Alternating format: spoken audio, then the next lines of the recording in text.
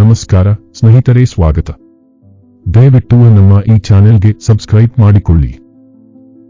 ಮೋಕ್ಷಪುರ ಎಂಬ ಊರಲ್ಲಿ ರಾಮಯ್ಯ ಶೆಟ್ಟಿ ಎಂಬ ದುರಾಸೆಯ ವ್ಯಕ್ತಿ ಕಿರಾಣಿ ವ್ಯಾಪಾರ ಮಾಡುತ್ತಿದ್ದನು.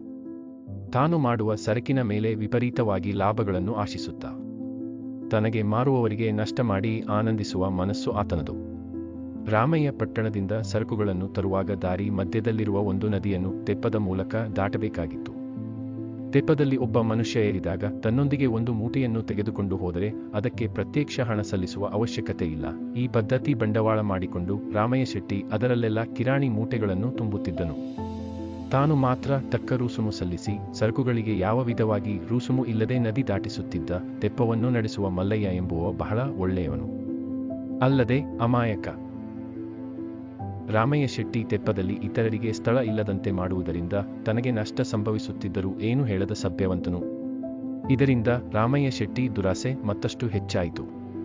ಹೀಗಿರಲು ಒಂದು ದಿನ ರಾಮಯ್ಯ ಶೆಟ್ಟಿ ತೆಪ್ಪದಲ್ಲಿ ಅಗತ್ಯಕ್ಕಿಂತಲೂ ಭಾರದ ಸರಕುಗಳನ್ನು ತುಂಬಿಸಿದನು. ಇದನ್ನು ನೋಡಿದ ಮಲ್ಲಯ್ಯ ಏನಾದರೂ ಪ್ರಮಾದ ಜರುಗಬಹುದೆಂಬ ಭಯಪಟ್ಟನು.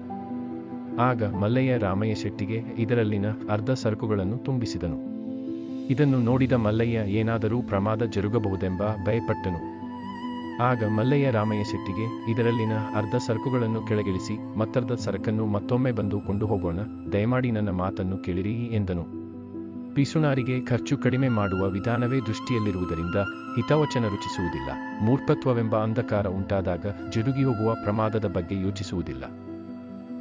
ಒಮ್ಮೆ ಮನುಷ್ಯನನ್ನು ತೆಪ್ಪದ ಮೂಲಕ ನದಿಯನ್ನು ದಾಟಿಸಲು 1 ಕಾಸು ಆಚೆ ದಡದಲ್ಲಿ ಬಿಟ್ಟು ಬಂದ ಅರ್ಧ ಸರಕನ್ನು ತರಲು ಮತ್ತೊಂದು ಕಾಸು, ಅಲ್ಲಿಂದ ತಿರುಗಿ ಬರಲು ಮತ್ತೊಂದು ಕಾಸು, ಹೀಗಾದರೆ 3 ಕಾಸು ಖರ್ಚಾಗುತ್ತದೆ. ಒಮ್ಮೆ ಮಾತ್ರ ಹೋಗಿ ಬಂದರೆ ಅದರಿಂದ ಉಳಿಯುವುದು 2 ಕಾಸು.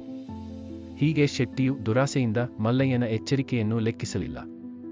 ತೆಪ್ಪ ಅರ್ಧ ದೂರ ಸಾಗುತ್ತಿರಲು ಊಹಿಸಿದಂತೆ ನದಿಯಲ್ಲಿ ಪ್ರವಾಹ ಉಕ್ಕಿ ಹರಿಯಿತು. ಅದರಿಂದ ತೆಪ್ಪ ಚೂರು ಚೂರಾಗಿ ಅದರಲ್ಲಿನ ಕಿರಾಣಿ ಮೂಟೆಗಳು ನದಿಯಲ್ಲಿ ಕೊಚ್ಚಿ ಹೋದವು. ನೀರಿನಲ್ಲಿ ಬಿದ್ದು ಈಜು ಬಾರದ ರಾಮಯ್ಯ ನೀರು ಕುಡಿದು ಮೃತ್ಯುವಿಗೆ ಹತ್ತಿರವಾಡನು. ಮಲ್ಲಯ್ಯನು ಶೆಟ್ಟಿಯ ದುಸ್ಥಿತಿಯನ್ನು ಭುಜದ ಮೇಲೆ ಹೊತ್ತುಕೊಂಡು ಅತಿ ಕಷ್ಟದಿಂದ ಈಜುತ್ತಾ ದಡ ಸೇರಿಕೊಂಡನು. ಇಬ್ಬರ ಪ್ರಾಣ ಉಳಿಯಿತು. 2 ಕಾಸುಗಳಿಗೋಸ್ಕರ ಸಾವಿರಾರು ಕಾಸು ಬೆಲೆ ಬಾಳುವ ಸರಕು ನೀರಲ್ಲಿ ಮುಳುಗಿ ನಷ್ಟವಾಯಿತು. ಜೊತೆಗೆ 300 ಕಾಸು ಜುಲ್ಮಾನೆಯಲ್ಲಿ ಮಲ್ಲಯ್ಯನಿಗೆ ನೀಡಬೇಕಾಯಿತು. ಇದರಿಂದ ರಾಮಯ್ಯನಿಗೆ ಆದ ಭಯ ಅಷ್ಟಿಷ್ಟಲ್ಲ, ಮಲ್ಲಯ್ಯಗೆ ತನ್ನ ಹಳೆ ತೆಪ್ಪದ ಸ್ಥಾನದಲ್ಲಿ ಹೊಸ ತೆಪ್ಪ ದಕ್ಕಿತ್ತು. ಅದರ ಜೊತೆ ಧನಲಾಭ ಕೂಡ ಲಭಿಸಿತು.